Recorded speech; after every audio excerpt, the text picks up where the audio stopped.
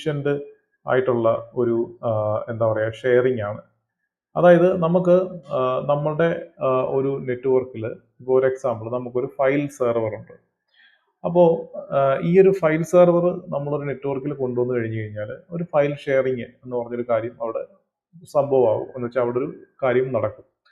അന്നേരം ഈ ഒരു ഫയൽ ഷെയറിങ് വഴി ഉള്ള ബെനിഫിറ്റ് എന്താണെന്ന് വെച്ച് കഴിഞ്ഞാൽ ഇപ്പോൾ എനിക്ക് ഒരു ഫയല് മൾട്ടിപ്പിൾ ആൾക്കാർക്ക് കൊടുക്കണമെന്നുണ്ടെങ്കിൽ ഞാൻ എന്താ ചെയ്യുന്നത്, ഒന്നുകിൽ നോർമലി ഇങ്ങനെ ഫയൽ ഷെയറിംഗ് ഒന്നും ഇല്ലെങ്കിൽ ഞാൻ എന്താ ചെയ്യുന്നത് വെച്ച് കഴിഞ്ഞാൽ ഒന്നുകിൽ ആൾക്കാർക്ക് USB-യിൽ അത് കോപ്പി ചെയ്തിട്ട് ഓരോരുത്തർക്കും കൊണ്ട് കൊടുക്കേണ്ടി വരും.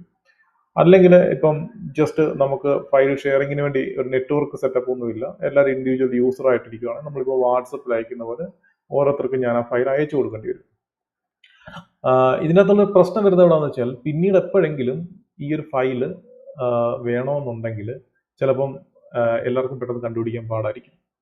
ചിലപ്പോൾ എല്ലാവരും സേവ് ചെയ്തിട്ടുണ്ടായിരിക്കും, ചിലപ്പോൾ സേവ് ചെയ്ത സാധനം ഡിലീറ്റ് ആയിട്ടുണ്ടായിരിക്കും. അങ്ങനെ കുറേ കാര്യങ്ങൾ വരും.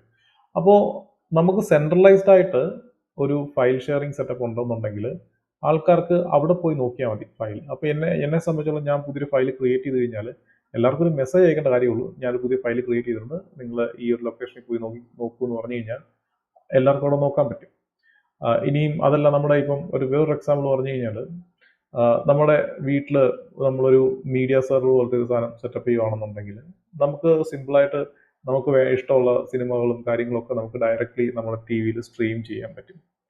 ഇന്ത്യയിൽ അങ്ങനെ അധികം ആൾക്കാർ ഉപയോഗിക്കുന്നില്ല, പക്ഷേ ഇന്ത്യക്ക് പുറത്ത് പ്രത്യേകിച്ച് യൂറോപ്പിലും US-ലും ഒക്കെ ഒരു മീഡിയ സെർവർ എപ്പോഴും ഉണ്ടായിരിക്കും. അതിനകത്ത് നമുക്ക് വേണ്ട വീഡിയോസൊക്കെ നമുക്ക് ഷെയർ ചെയ്യും, ഫാമിലിക്ക് എല്ലാവർക്കും അത് അവരുടെ TV-യിൽ വാച്ച് ചെയ്യുകയോ അല്ലെങ്കിൽ അവരുടെ ഡിവൈസിൽ വാച്ച് ചെയ്യുകയോ ഒക്കെ ചെയ്യാൻ പറ്റും. ഇതിനൊരു ആപ്ലിക്കേഷൻ ഉണ്ട്, പ്ലസ് എന്നൊക്കെ പറഞ്ഞ ആപ്ലിക്കേഷൻ ഉണ്ട്.